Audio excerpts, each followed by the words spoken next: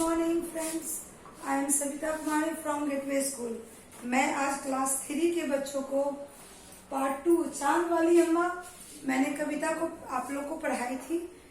पढ़ने के बाद बहुत एंजॉय किए आप लोग।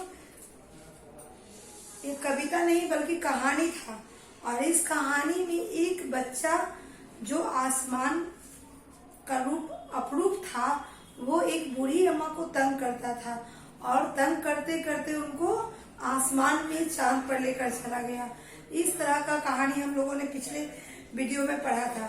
उसके बाद इससे जुड़े जितने भी सवाल हैं पार्ट 2 यानी चांद वाली अम्मा के पार्ट 2 में मैं बताने जा रही हूँ। पेज नंबर आपका 23 है। पेज नंबर 23 में आप लोग देखिए, सबसे पहले है तुम्हारी कल्पना।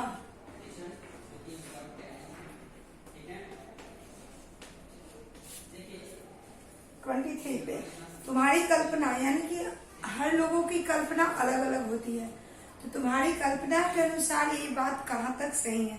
बूढ़ी अम्मा चांद पर क्यों चढ़ गई होगी? आप बताइए, बूढ़ी अम्मा चांद पर क्यों चढ़ गई होगी? क्या उनको चांद देखने का शौक था? नहीं, वो गुस्से में ऊपर चली गई थी। आप देखिए, बूढ़ी अम्मा गुस्सा होकर चांद पर चढ़ गई।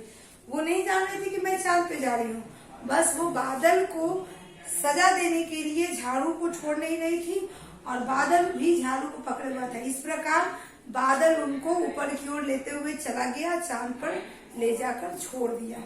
तो इस प्रकार अम्मा गुस्से में चांद पर चली गई। दूसरा है, चांद वाली अम्मा झाड़ू क्यों नहीं छोड़ना चाह रही थी? कोई भी इंसान गुस्से में रहता है तो गुस्से में जो उसको तंग करता है उसको पीटने का उसको मन करता है, तो पीटने के इरादे से वो झाड़ू नहीं छोड़ रही थी। चांद वाली अम्मा आसमान के बालक को मारने के लिए झाड़ू नहीं छोड़ना चाहती थी, क्योंकि वह झाड़ू छोड़ती तो वह झाड़ू लेकर चला जाता। उसके बाद सवाल है, चित्रों को देखकर बताओ कि अम्मा के साथ कौन कौन रहता होगा। चित्र आपके बुक में यहाँ पे दिया हुआ है, देखिए।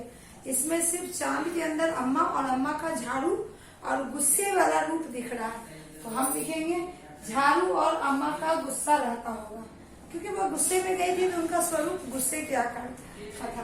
तो झाड़ू और गुस्से वाली अम्मा रहती होगी। आसमान बार बार आकर अम्मा की कमर क्यों टकराता था, तुम्हें क्या लगता है? बच्चे अपनी मम्मी को तंग क्यों करते हैं? बच्चे अपनी दादी को तंग क्यों करते हैं? क्योंकि उन्हें शरारत करने में मजा आता है। अपनी मम्मी या दादी को गुस्सा दिलाकर उन्हें आनंद मिलता है।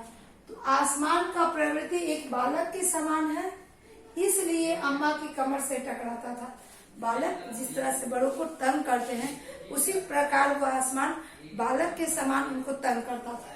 चलिए, बन गया। उसके बाद है रूठना मनाना, यानी कि इसमें 4 बादल दिए हुए हैं और उसका टॉपिक दिया हुआ। पहला टॉपिक है घबराकर। जब अम्मा घबराई तो क्या वो करने लगी? मैं गिर जाऊंगी। वह बादल से क्या करने लगी? मैं गिर जाऊंगी। घबराने के बाद वो बोलेगी ना कि तुम मुझे छोड़ दो, मैं गिर जाऊंगी, ऊपर की ओर क्यों ले जा रहा हूँ। गिरगिराकर जब देखी कि वो छोड़ नहीं रहा है, अपनी हार स्वीकार कर ली, तब बोला मेरे पास एक ही झाड़ू है। मतलब कहते हैं ना कि मेरे पास एक ही चीज है, प्लीज मुझे छोड़ दो। उसी प्रकार अम्मा गिरगिराकर बोली मेरे पास एक ही झाड़ू है, मुझे छोड़ दो। गुस्से में आकर उन्होंने क्या कहा? गुस्से में आकर, मैं आज तुमको छोड़ूंगी नहीं, आज तुम मुझे हमेशा मुझे तंग करते हो, आज मैं जरूर तुमको मारूंगी। तो इस प्रकार गुस्से में आकर मैं तुम्हें आज मारूंगी। उसके बाद तरकीब सूझे, यानी कि जब काफी ऊंचाई पर चली गई तब उसको तरकीब सूझा कि क्या किया जाए। तो तब वो बोल रही कि छोड़ दो, मुझे छोड़ दो, मेरे झाड़ू को छोड़ो, तभी तो मैं नीचे आऊंगी, नहीं तो मैं कहाँ तक चली जाऊंगी। कुछ यानी कि उन्होंने दिमाग लगाया, तरकीब सोचा। तो इस प्रकार पेज नंबर 23 का भी हम लोग कर लिए। 24 में आते हैं। 24 में सवाल है घूरना। घूरना का मतलब होता है गुस्से से देखना।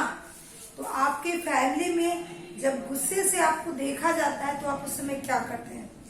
जब पिताजी आपको गुस्से से देखते हैं तो आप क्या करते हैं? पिताजी मुझे घूरकर देखते हैं तो मैं शांत हो जाता हूँ।